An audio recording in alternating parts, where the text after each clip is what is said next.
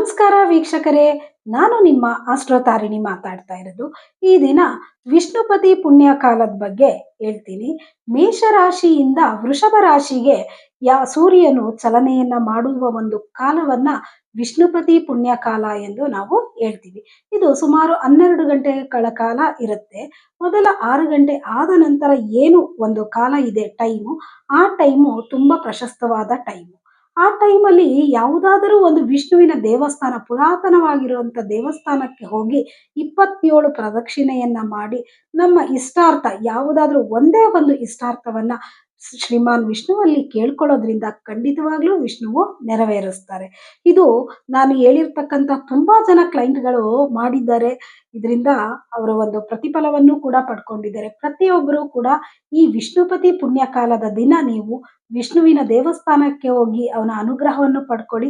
27 ಪ್ರದಕ್ಷಿಣೆಯನ್ನ ಹಾಕಬೇಕು. ಮೊದಲ 6 ಗಂಟೆ ಆದ ನಂತರದ 6 ಗಂಟೆಯ ಸಮಯದಲ್ಲಿ ತುಂಬಾ ಒಳ್ಳೆಯದಾಗುತ್ತೆ. ಧನ್ಯವಾದಗಳು.